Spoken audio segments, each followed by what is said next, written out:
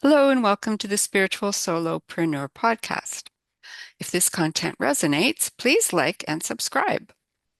Today, my guest is Kelly Myerson. Kelly is a human design informed leadership guide and facilitator who specializes in supporting people at meaningful thresholds of change. Her work blends human design synthesis, intuitive pattern recognition, nervous system attunement, and reflective dialogue. Sorry, losing my ability to dialogue here. To help individuals and groups access clarity without urgency. She is known for creating grounded, resonant spaces where insight can land gently and truth can emerge without force. She facilitates private threshold sessions as well as group experiences for retreat summits and intentional communities, guiding participants towards self-trust, embodied leadership, and coherent next steps. Thank you, Kelly, for being here.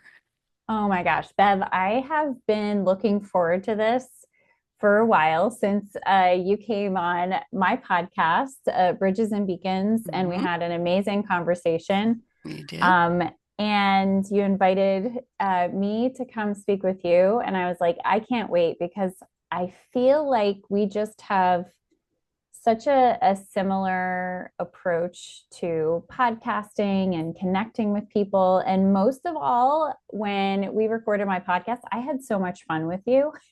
I was like, I want to do that again. I felt the same way. I think we did a lot of chuckling of that about one Yeah. thing or another.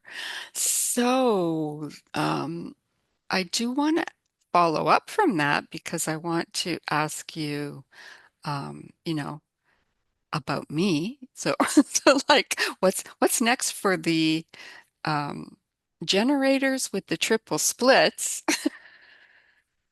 Right. But I will ask you to just sort of, for those who aren't sure, do a little brief introduction of human design in general and how you got into it. Then we'll do that. I would love that.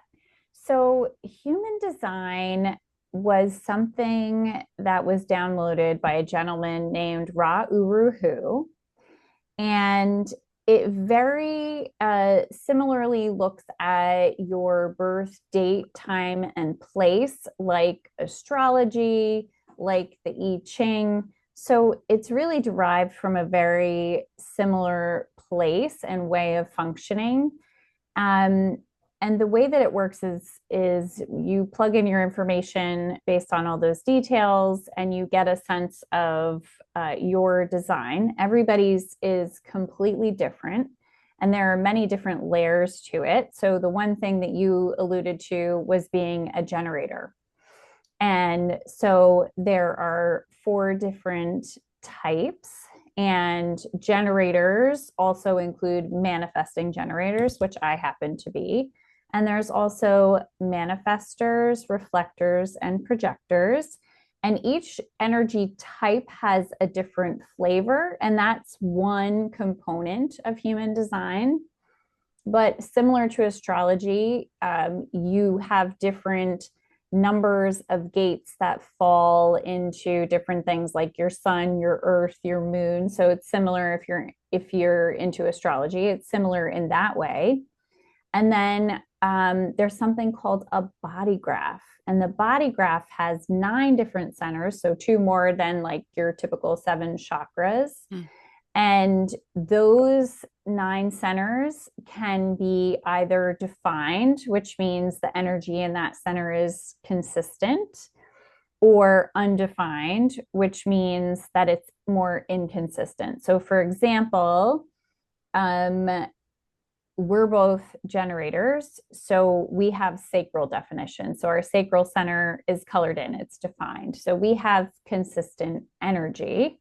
Whereas somebody who is a manifestor, reflector, or a projector has an undefined um, sacral center, which means that they have inconsistent energy. So it doesn't mean that they don't ever have energy. It just means that it's not always consistent and reliable. And that can mean different things for people. Hmm. And then all of the different gates, so each center has little numbers that coincide with different gates, and everybody has a different combination of gates. And in between the centers, there are lines that run that are called channels. And some of us will have channels that are defined. So they run from one to another, and the two gates on either end, every gate has its own theme. So the two gates together that make that channel have their own theme based on those two gates. So if you can imagine, there's, I think, 64 different gates. There can be many different channels running between them. There's 9 different centers. So the combinations are endless of how that can show up in your chart. And we can look at that chart, and it's not prescriptive. It's sort of what you were born with. So there can be indicators there of how your energy might present. So, for example, to tell you one of the things, right now in the transits, which is, if you ever follow astrology, the planets are always moving, right? So they're in different positions in the sky. And so as everything is transiting, the sun, the moon, the planets, different gates get activated. So right now, the north and south node in human design are gate 37 and 40, which are connected by a channel from the will center or the ego to the emotional solar plexus. And I understand if this is brand new to you, you're like, I have no idea what you're talking about. But so there's the will center and the emotional solar plexus. They're both part of what you would traditionally call the heart chakra. So they're connected by that 3740. So because it's transiting, it's sort of a background frequency that's happening right now. So it might be a theme that's occurring for many of us. It's a channel of community. So, and it's about the bargains that we make in our communities and in our relationships with people. So you might be feeling that, like, what communities do I want to be part of? Or even in your family systems, maybe I've always been the person who takes out the garbage, and maybe I'm up for renegotiating that. I don't want to take the garbage out anymore. So, and That sounds that, good. I don't really need to be in a particular gate for that, but go right. ahead. But so basically what happens is, as things are transiting, you've got the themes that are typical for you as part of your chart that you might experience over time, but then there's the transits that come through. Mhm.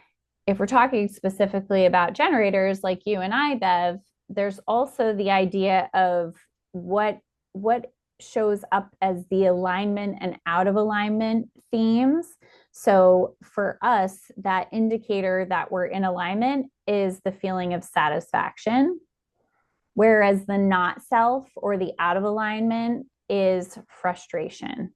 So when you're experiencing frustration, it may be that something is out of alignment. So if you're talking specifically, we were talking about the channel of community, gate 40 is the gate of aloneness. So if you're feeling like exhausted, that's your frustration. That's the shadow state of that gate. So each can have a shadow state, an alignment, which is called the gift, and then the acidic state. So the reason I'm telling you this is because you could look at the gate and, like, 40 is the gate of aloneness, but what the heck does that mean? So if you're feeling frustrated, it may mean you're exhausted because you're not getting enough alone time.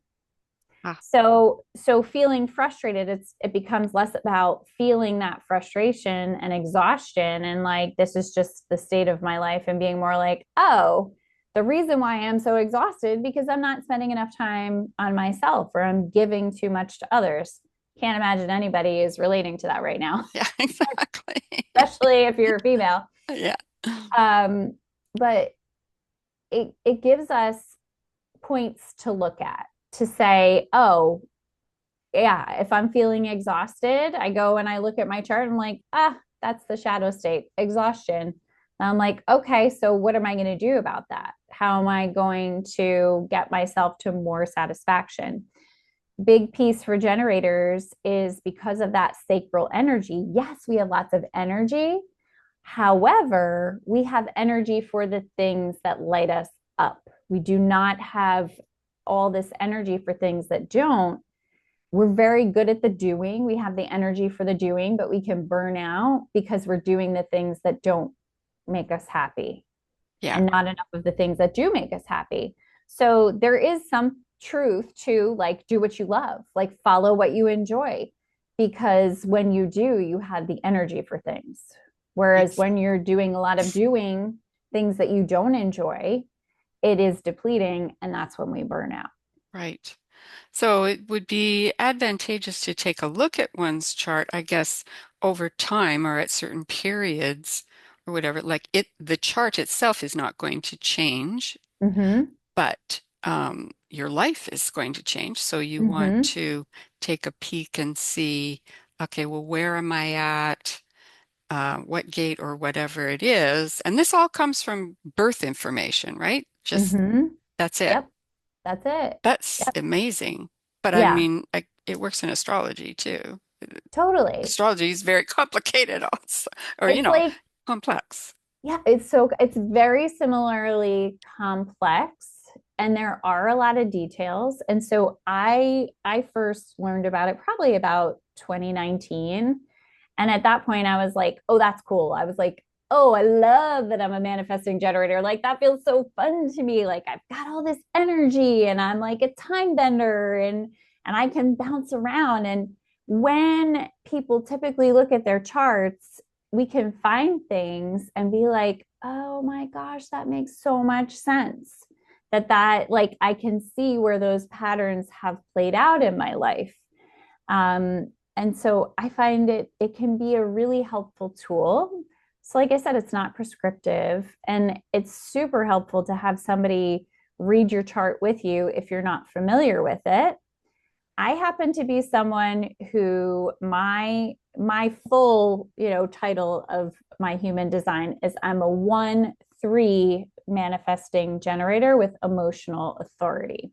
So there's different points there. So the 1-3 has to do with being more of a person who needs to set foundations. That's the one. Like I'm a deep diver, like nobody else can deep dive as much as I can deep dive as a one. And then the 3, which is sometimes called the martyr, but it's not martyr in terms of like martyring yourself, but more so doing a lot of experimentation and trying and failing and trying and failing and trying again. And then because I've done all the deep dives and I've done all the trying and failing, I come out at the other end of it like, I know exactly what to do. I did all of the things A through Z, 1 through 20. And now I'm like, you're just going to do 1, 2, 3. These are the things. And so it makes me a good teacher and good at helping people Hmm. figure out how to start that process. And then the emotional authority is how I make decisions. So, our job as generators is to respond with our sacral. Is it a yes or is it a no to things? If you have sacral definition, then it's a uh-huh or an uh-uh or some similar sound. But if you have emotional authority, I'm going to go through a full emotional wave, maybe over 24 hours, maybe less, maybe more. But I need to wait because if I make decisions at the top of my wave where I'm in an emotional high and I'm excited, I'm making plans for dinner 5 o'clock Friday night and I don't want to go to dinner 5 o'clock Friday night, but I feel great right now. Or if I make that decision tomorrow morning when I'm exhausted, it's a heck no, but maybe I would enjoy that. So it's allowing yourself to go through a full emotional wave to come back to center and say, okay, does this make sense for me or not? And then I can tune in, is this for me or not? Hmm. So That's very that's really handy. important, Hmm. super important. Yes. Because, and I think we talked about this last time too, because I was thinking, okay, somebody invited me on to go to their cottage for the weekend or something. And I'm sitting here on Monday thinking about doing this on Friday. And it's very difficult for me to project exactly, first of all, what the weather's going to be like on Friday, but beyond that, how I'm going to feel about it on Friday. So it's hard for me to say yes or no because I Mhm. don't know. It's not easy for me to project something like that. And I don't know if that's part of my thing, but it sounds like it probably is, and that I could use the chart to help mitigate that, Yes. So if you which is know cool. that, Hmm. then I like to practice phrases in the mirror of like, that's really interesting. Let me get back to you on that. I'm going to take some time to think about that. Let me sleep on that.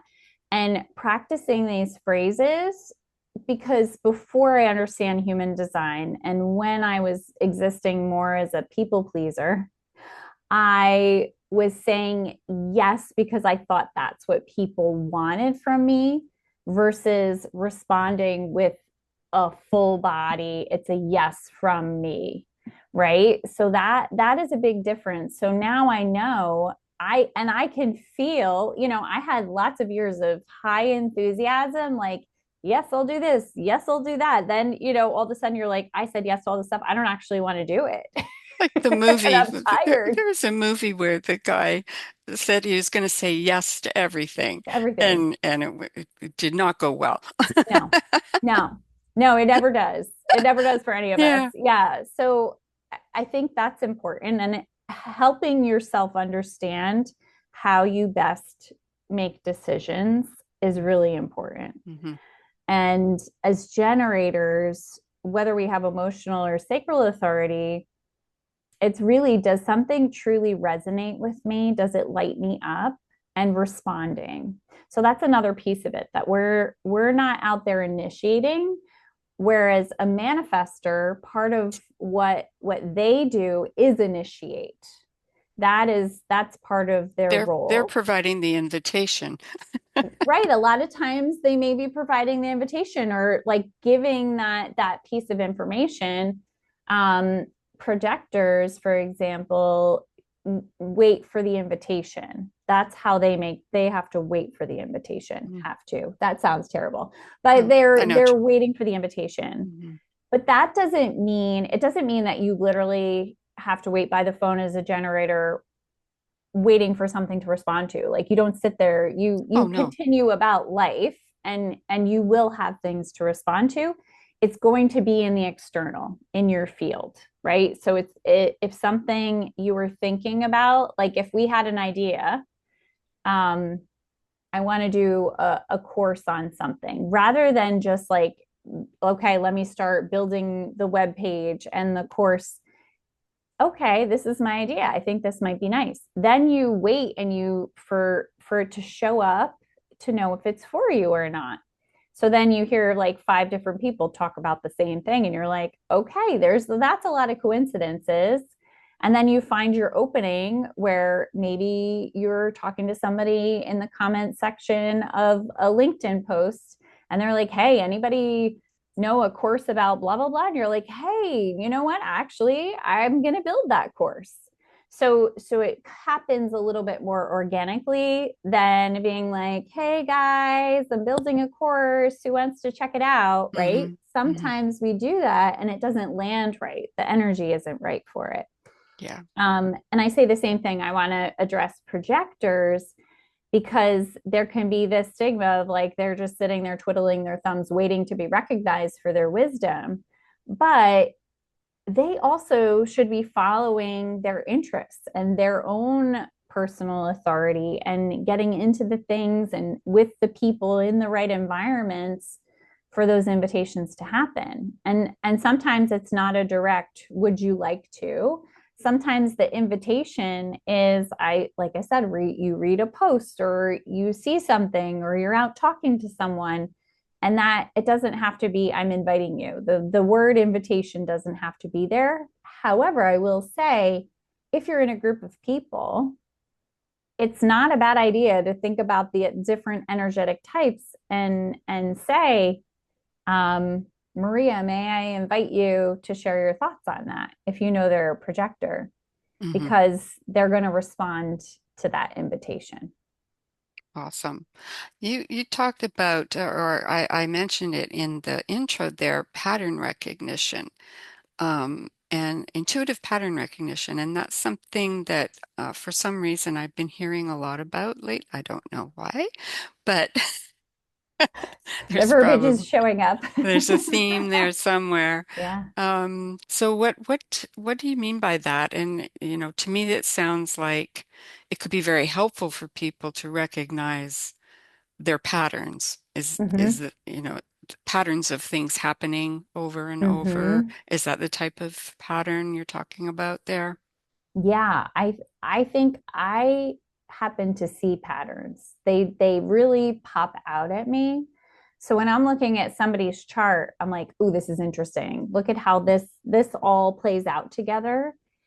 My design sun, which is on like there's a personality side and there's a design side. So I'm the personality side, which is kind of my outward expression, whereas the design side is sort of the underlying foundational stuff.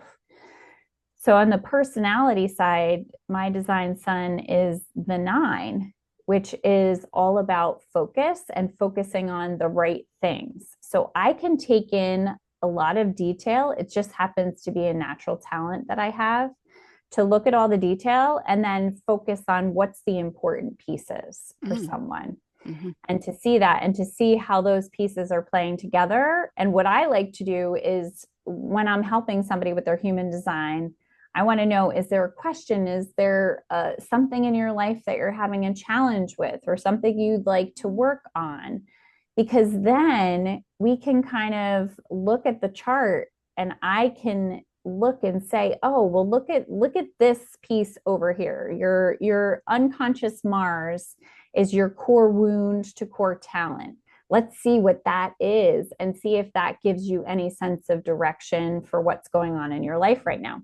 Or for someone like you who has triple split definition, let's see what that looks like for you. How does that feel for you when you're experiencing those splits, when you've got a couple centers that are connected as little islands in and of themselves, but aren't connected to each other.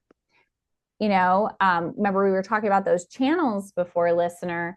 And so the channels connect the different centers together. But sometimes people have a single split. So it's like a half and a half or a double or a triple. So they're kind of not connected together, which means you could kind of have, let's say, for example, you've got definition in your head and ajna, which are at the top.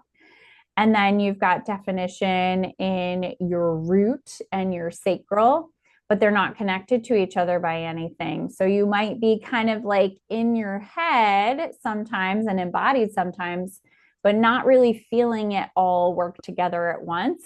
mm, Um, so there's different ways that you can make that energy work. So one of the ways you can make that energy work is being with someone who has gates that might connect for you. So when we're in other people's energy fields, we can also be getting some access to the parts of their chart, not to become part of ours, but to kind of work cohesively together.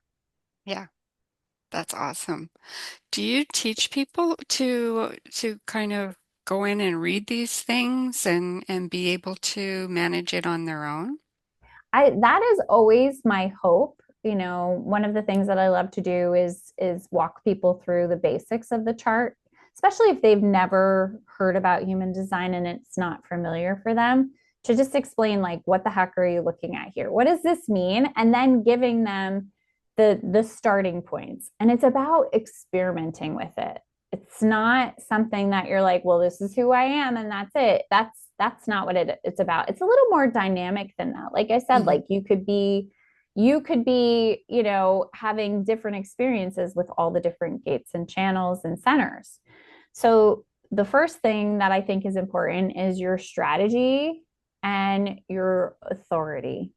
So your strategy is how you're responding. So if you're a projector, it's wait for the invitation. If it's generators, you're responding, right? So you want to learn and practice that. And if you have emotional authority, then you want to practice using your emotional authority and waiting to make decisions. If you're sacral, you want to get comfortable with, like, what does it feel like and sound like in my body Mm. when I'm responding? Am I hearing and feeling that? You will know the generators in an audience when you're speaking to people, because the generators will be Oh, okay. nodding. They'll be nodding. The They'll be nodders. nodding. Like, I find I'm like that. Like, sometimes I feel like I have a bobblehead when I'm talking to people on the podcast, because I'm like really resonating with what they're saying. I'm like, Yeah. yeah, I agree. Or like, if you've ever, like, somebody is saying something and you don't agree, like sometimes your body moves back and you're Mm. like, Yeah. mm, so Yeah. there can be some vocalizations and some body sounds, and you can practice with things like biofeedback, or like doing the sway test where you stand up and you close your eyes and like feel the yes and feel the no, right? Or pushing down on your arm, or there's so many different ways you can do it. But practicing, what does it feel like in my body to say yes and to say no? What feels right to me? So many of us have been in the practice of saying yes when we mean no, and it's very confusing. And so we've got these muddled messages in our body. So sometimes we need to spend some time getting comfortable with, what do we really resonate with? What really means something for us? And are we actually excited about what really lights us up? I love to say, make yourself a joy list. Write Yeah. it, like literally write it all down, Mhm. because I think we think it, and I don't have any definition in my head or ajna. I'm completely open in those two centers. And so anytime I get into thinking, I'm like, I don't have consistent energy for thinking. I don't have consistent thinking. I don't really ever have certainty. And so anytime I'm starting to get into thinking patterns, I have to be like, nope, I need to get back down into my body. I need to let that emotional wave come. I need to breathe. I need to really feel my decision making instead of thinking decision making. Yeah. Because the thinking, I have, with my open head and ajna, I have lots of stuff coming in from everywhere. And some of it is mine and some of it is not. And I'm so hyper aware of other people, and I can feel their thoughts. Yeah. So when I'm feeling their thoughts, I don't want to take on that. So that's when it's become so important to really feel, as a generator, what it feels like for a true yes in your body. So you're an empath, though, apart Mm-hmm. from just having studied human design, you're Mm-hmm. very obviously empathic. So what's happening with the light workers and the empaths right now? Is the vibration actually raising? I always like to check in with people, because we're expecting it, and it's difficult to see when you look Mm. around. So I don't know, are you feeling it? I feel it. I definitely feel it. And I think there's that think again. I feel the people that I'm connecting with are people who want to raise humanity, who want things to be bolder and brighter and better. And I see the extinction happening of what's good for the few versus what's good for the many. And so many more people seem to be questioning as to whether that's really helpful. Things are coming to light. It's true. Coming to light. I mean, even to Yeah, say that, things are coming to light. literally. Truths about people, right? Where it's coming into the light. We're aware. And a lot of the darkness that is being revealed isn't new, it's been there. It's just coming into the light. And so I feel that's evidence Yeah, that things are getting better. yeah. That doesn't mean that things aren't still difficult for many people. And I'm not for toxic positivity where we're like, we're just going to pretend like everything's okay. Right. However, there is something to putting your energy into making everything better, improving the situation and lives for everyone. And so, anytime you or I have a dynamic conversation with someone who believes in making the world a better place, we're seeding the light. We're making things bolder, brighter, better. We're sharing the voices of people who care. Yeah. So, I do believe, I think we have lots of room to grow, but the potential impact of the things we're doing now, the ability to connect globally right now is going to continue to make a huge difference. I've heard statistics something like we need 20% of the human Mm-hmm. population Mm-hmm. to believe that we can shift into better days. And I that feels good to me. That feels possible. That We, feels we probable. must be pretty close. We must be very close, We must right? be I close. mean, I'm a numbers girl, but I don't have those numbers. Yeah. However, I can say the people that I'm circulating with seem to be really ramping up in the most positive and brilliant ways. So, yeah, we're going to get there. We are. And the way, if you kind of look at it as from the big picture, we'll do it, we do it incrementally, Mhm. right? It's not something that you or I can make a big splash, or maybe we can, but probably not. So it's within your community, it's within your own life, within your day to day, just raising the vibration Yeah. as much as you can. And we do that. How do we do that? How do we do that? I love that question too, Bev, because so many people are asking that. How do I do that? There's so much, negativity, social media, regular media, things going on. I think you do that by choosing differently. Be aware of how your choices impact the future. If that's changing the way you talk about people, if that's taking better care of yourself and your family, tuning in to them. Like you said, being involved in your community, making things bolder and brighter in your community. Maybe you or I are not gonna, make it big and we're gonna get famous and people are gonna be like, whoa, have you heard about Kelly Myerson on the Bridges and Beacons podcast? I have zero Somebody said interest. that to me just the other day. Yeah. Yeah. There I you mean, go.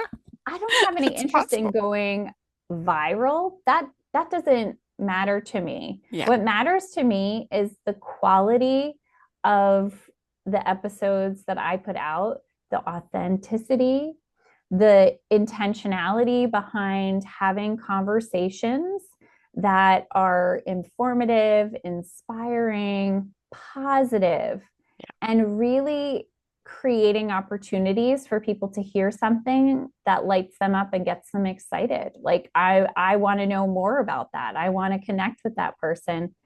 And I think many people can get into these kinds of things with the intention of it generating more income for them or it and hey, listen, God bless if that happens for you, but that was never my intention. I initially started doing a podcast because I wanted to have candid conversations about topics I was curious about with like spiritual and science people and who met in the middle. And so all I really cared about was these great conversations that people would listen to and be like, I'm curious too. I want to know all the things.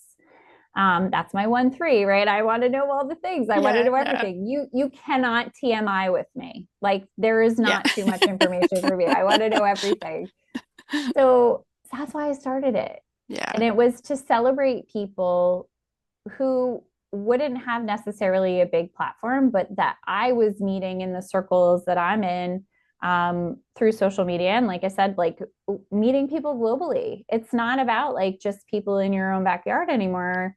Your backyard could be Canada, right? And New Mine Jersey in the is. United States, right? Yeah. That's what I'm saying. Like Mhm. we can have these amazing conversations even though we're miles and miles apart and in different time zones. And I've had conversations with people in India and all over the world, all over the world. It's to me, it's so incredible. And when I envision what we're doing in our heads and the light workers and the healers and the people who believe in a better future for everyone, I have this picture in my head of just this tapestry that's being woven together. And every time people are connecting, there's another thread, there's another connection. And it's bringing this light that's encapsulating the whole planet. That's awesome. Right? So think about that. Think about all the people that we're connected to, that we've met, that we've introduced each other to. And it's just reaffirming and strengthening those bonds and that web of brilliance and light and caring and being good humans who care about other humans. Exactly. It's so funny you mention about the connection. I talked to a woman on my podcast not long ago. She's an artist, and she creates kind of like spiritually imbued um, paintings. And she created like an entire tapestry of 200 small, sort of mini paintings. And so the idea behind it is she has, people have bought these things all over the world, and but they have a spiritual connection, each one to each Mm, other. So it certainly gives her and everybody who has one the feeling of that they're doing their part. They have that little piece, you know, mm. of the positivity. So yeah, just the connections. And I mean, um, you're doing your part. I'm trying to do my part. We'll get there. And I love what you said about the joy list because we forget what gives us joy, and that can raise our vibration too, even if it's just music or books or human design or whatever it is, right? Yeah. And sometimes we forget. And especially if you're a generator and you're good at doing the work, like we could just kind of like nose to the grindstone, get in and be working, working, working, and good at getting things done and feeling productive. And then like you kind of stop for a minute, you're like, what when was the last time I just had some fun and I did something that was just for the pure joy of being alive? Listen, whether you believe in reincarnation or not, this is the one time we will be on this planet in this form, in this life. Yeah. Sometimes we just have to stop and center ourselves and breathe and be here and appreciate what we have, appreciate our bodies, appreciate our environments, the people that we're connected with, the things we get to do, the flowers we get to smell. It's there is so much to enjoy about being a human and feeling aliveness. And it isn't just about always being happy and always feeling good and comfortable. It's about what it feels like to be caught in the rain. It's about like looking at a messy basement and being like, I know how to tackle this, right? And does it feel good? Is it fun? Maybe for some people, but like just like the idea that we can like get to something like that determination is so impressive.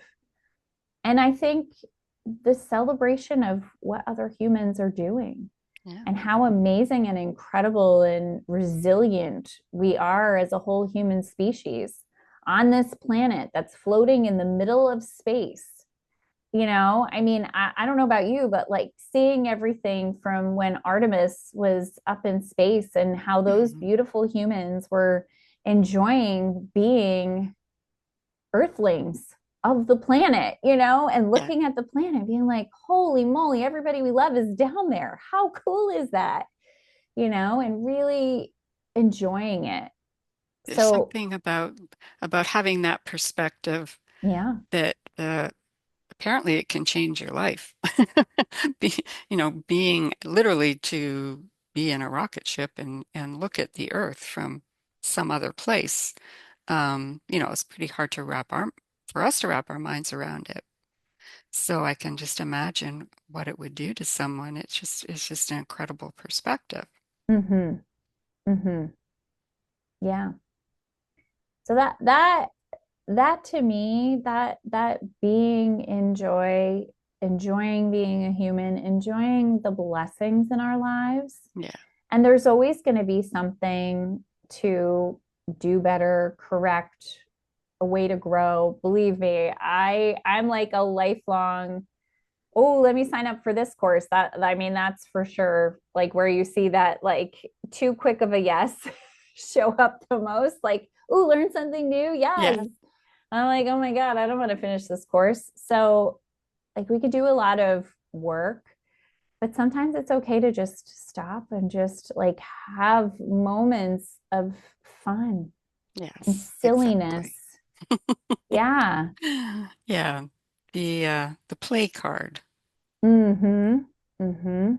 So just for a little bit, I want to talk a little bit about your thresholds program because this is new, right? Mm-hmm. Mm-hmm. How does that work? What are we doing with that? So this is my signature program that I do with human design. It's called a threshold session. And different from just doing a human design reading where I meet with someone, we pull up their chart, we look at it. I spend time with someone's chart before we ever meet. And I go into the Akashic records and I ask some questions. I spend a lot of time looking at the nitty gritty details. I have, of course, as you would imagine, my stack of books that I like to leaf through. I was actually just preparing for one this morning, and I prepare ahead of time. And then when I meet with that person, I've already spent a lot of time in their design. They've asked me 2 to 3 specific areas that they'd like to talk about. And so I'm prepared to go over that with them and share some of the patterns and the themes that I found in their chart. That sounds awesome. It's it It's is it's my targeted. it is my most favorite thing to do.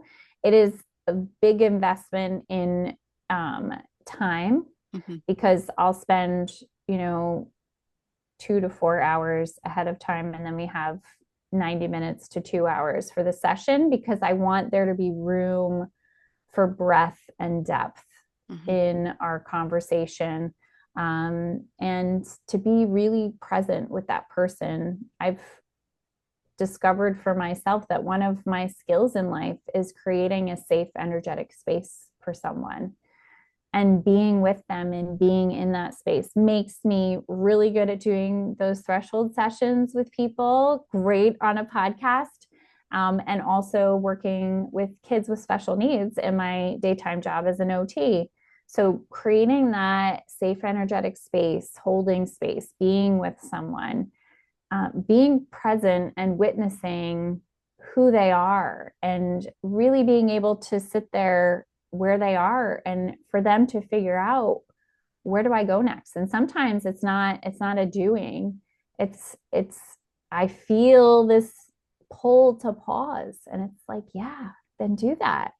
That's Or that's it's, on your joy list, right? yes, right? Take a pause, take a breath, take 3 months off. I mean, there's Hmm. there's no there's no real rules. So that's my most favorite thing that I get to do with people, is to do those threshold sessions. I pull tarot cards. I know you enjoy tarot as well. Um, and it's so funny because when I was putting it together, it just sort of naturally happened. And I was like, and I think what I want to do is I want to spend time with their chart before, and I want to go into my Akashic records, and I want to pull tarot cards. And then I almost want to like take all this as a gift to that person and then sit and unwrap each piece with them and reveal each piece to them. It is pure bliss for me. It is joy for me. I love doing it. If I could do that all the time, I absolutely would.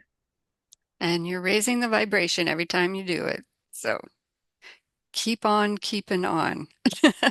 I will, as long as people want to As come long do as that with people me. want it. I'm here for it. Yeah. So Awesome. that has been something that I've released and then recognized, also releasing opportunities for people who literally just want to get their chart and talk through the details and understand it better. I've had human design sessions with people who are really into human design and they just want to like geek out with someone who has done all these deep dives and be like, I want to know more about incarnation crosses, which is another part of it. Or I want to talk about core wound to core talent, or how do I figure out like which shadows are at play in my life right now? And so I'm like, all right, let me pull out the Gene Keys, which is by Richard Rudd, and he has an amazing interpretation of the human design and just some different ways of looking at it. And so I like to take all the ways that people have figured out to look at it and pull it all together and make it this thing that's mine. Um, yeah. So that's what I've been doing with human That's design. awesome. Yeah. Congratulations. You're Thank doing a you. great Thank job. you. Is there anything else you want to tell us about? So I think Um, that the only other thing I have, I mean, there's always lots of things going on, but manifesting generator, multimodal, there's always yeah. lots of things. I think I've just learned it's okay to have some pots simmering. Everything doesn't always have to be actively being On the front prepared in the burner, right? moment. It's okay to let stuff simmer a little bit. Yeah. So, um, one of my good friends and mentor, Camille Miller, who you also know, um, who is heading the whole soul professional movement, invited me to add an extra global gathering. She does a monthly global gathering, which was, during the daytime for people who are available during the daytime. But I'm going to be facilitating an evening session for people for whom that, I think it'll be somewhere around 7 p.m. at night, which is good for, I'm on the East Coast, people who are working all day, but also a good time for people who are in other parts of the globe who would fit better into that. So Yeah. she invited me to be a facilitator and to expand that offering. So I'm going to start Nice. in May. May 19th will be the first one. So we'll be sure to get that into the show notes so Yeah. people know how to sign up for that. But it's a free networking event, but it's a very fun, cultivated experience for soul professionals. Gives people a chance to think about a theme and answer questions, network with other like-minded professionals. So I'm so super excited. She shared with me that many of the people that she's around are more logic brained, maybe a little more introverted. She was like, so I was trying to think of somebody I knew who had more of that extroversion, easy to talk to people. I was like, oh, you mean like me? And I was just really thrilled to say yes to that opportunity. And I think that's yet one more sign that things are in such a positive direction. Mhm. Her movement has people in the community from 6 continents and 48 different countries. So I just Amazing. had her recently on my podcast talking about it. And she's like, and actually, it might be more people. Like, that's just the people who identify where they're connecting from. Nobody from, I'm assuming, the seventh continent is Antarctica. So nobody there yet. Yet. Not yet. But listen, if you're listening and you're in Antarctica, please join the Soul Professional Movement. Exactly. Yeah. Yeah. So Nice. it's Nice. such a fantastic thing. And just such an amazing sign of things to come and a different way to have business, and that business and being a spiritual person do not have to be separate things. They can coexist and coexist beautifully. There are so many amazing, I mean, I'm telling you, spiritual solopreneur, but there so many amazing entrepreneurs who blend business and spirituality Yeah. in amazing ways. And I think it's this movement into people being more authentically themselves. And when we're in places and environments and doing work that is more authentic to us, not only is it easier, does it flow better, but we're more likely to be in a state to be more available to give to others. Absolutely. Correct. Yeah. Yeah. Awesome. And definitely shout out to Camille. Her movement has just really caught fire. Mm-hmm. And it's awesome. It's awesome. And anybody can join. Yes. It's basically soulprofessional.com, but we'll put the actual info in the description box. Yeah. And I want to thank you, Kelly. Thank you. Thank you so much. It's a pleasure chatting with you anytime, and especially today. And it's been wonderful. Thank you so much. Thank you for geeking out with me. That's Uh, like my favorite thing. yeah, I like to geek. All right. Well, I will talk to you again soon, okay? All right. Thank you All so right. much. Thanks. And I'm Bev Young, and I help spiritual and conscious entrepreneurs get more credibility and visibility online with websites they love and that work. If you'd like a free evaluation of your current website, let me know, and we'll see you next time. Okay. Bye.